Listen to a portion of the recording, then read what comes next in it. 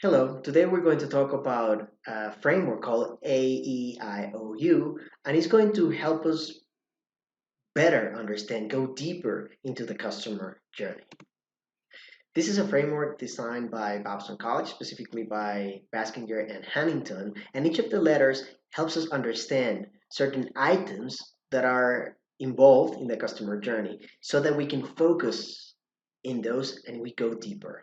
So A stands for activity, E for environment, I for interactions, O for objects, and U for users. So in this picture, for example, we have a coffee shop, and I'm going to use this very simple picture to try to guide you through the framework. Okay. So first we have activities, which are goal-oriented set of actions. So here we just focus pretty much on the jobs that are being done. What is going on? How long do they spend doing something? And who are they doing it with? So let's go back to the main. So we see some people ordering what seems to be coffee. We see some people talking among each other. We see groups of people. Then some are solo, some are looking at the menu. So what's going on? If we were actually in this coffee shop, we could take the time in how long it is taking us to stand in the queue and actually place our order, grab our coffee, and go. Okay. We would also be more interested in what are people doing while they wait. Are they on their phone? Are they talking to each other? Are they listening to music? What's going on? Here, we try to read between the lines, okay? We actually play the role of an ethnographer to better understand what's going on. What are the actions? The more actions and the more stuff that we can get out of a simple picture of our whole experience, the better. Then we go to environments. Okay, this includes the entire set of where the activities are taking place. So here we describe the context, okay, including individual and shared spaces. Let's go back. So the environment, we see that it seems kind of crowded. Well, to me, it's cozy though. It's made of wood.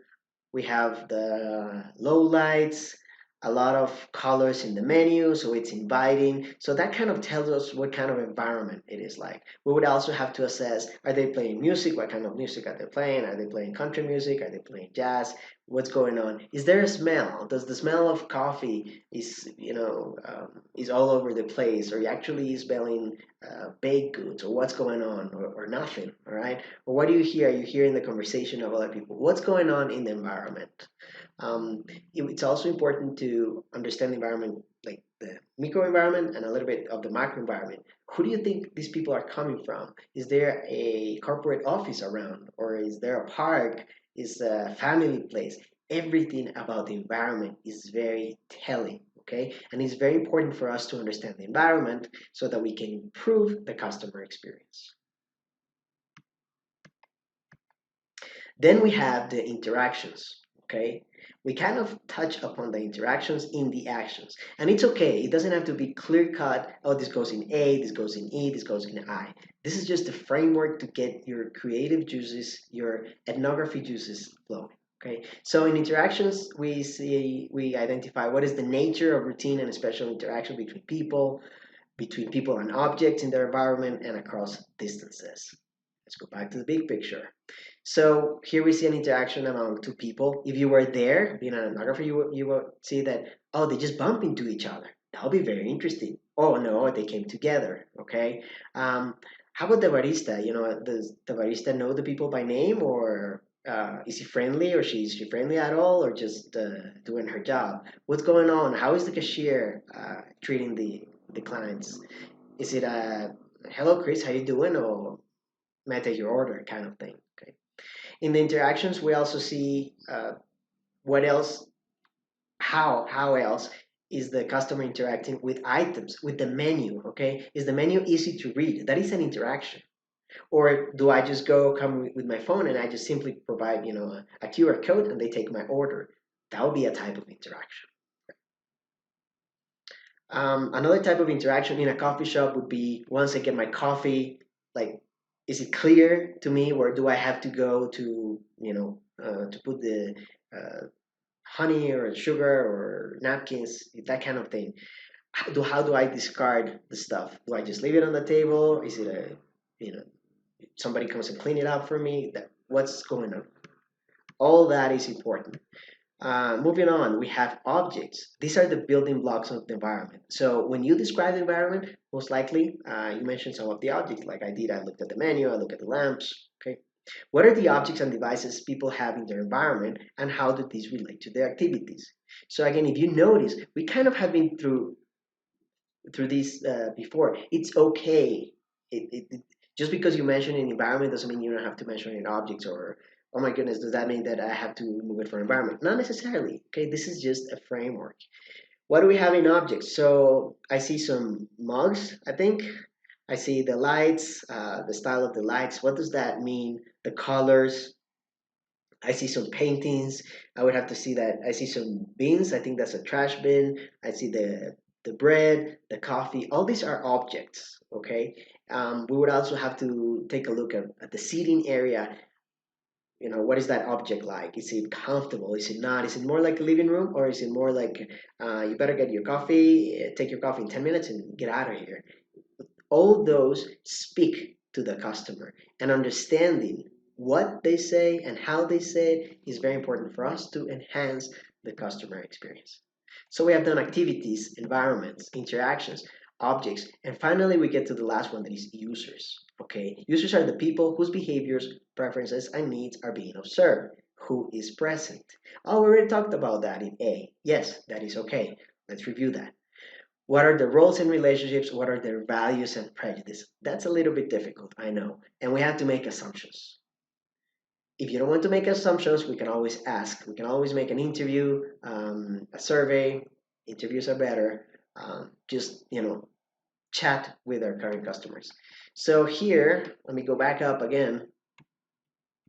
What are the users? We make assumptions. That's our starting point. But we have to be aware that the assumptions can be shattered after you know, we do some experiments and we validate. But we start with assumptions, and that is okay. As long as we understand that the assumption is not entirely true. It's just an assumption. It's just a starting point. So here I see two ladies that I don't know. I can assume that they were coming from the park walking, and at the end of their walk, um, they stop for coffee. I see a man that I could assume that he's on his coffee break, and then he's going to take the coffee to go. He's not gonna stay. A couple of ladies also at the bar, um, probably with family. I think they're probably gonna stay in the coffee shop for a while. What is their interaction? What's going on? What are they talking about? Um, I know it is rude to listen to other people's conversations, but when you are in this mode, it's actually research mode, ethnography, you're able to understand a lot more of the daily life of the customer, and this is crucial. Okay, a customer must be understood entirely. Not only the time when he or she comes, to the place, places the order and gets out, but actually before. What prompted this person to come to my business? What prompted this person to stay? What happened afterwards? It's like a story, and we have to know that story by heart. Aeiou. And the way we describe it, it could be something like this, a template like this, in which in every column you type what you saw, your observations. This is very free. Another template that you might want to use is this one, in which you write your general impression and observations. This is what I thought, right? Followed by what elements of the actions. Two people talking, two women coming, from jogging, whatever. And then finally, something that is very important for creativity is a sketch of summary activities. Just draw, okay? It doesn't matter if you're not an amazing sketcher. Just, try putting into a sketch what you saw. Either of these two templates, this one or this one, will work for the framework. Thank you.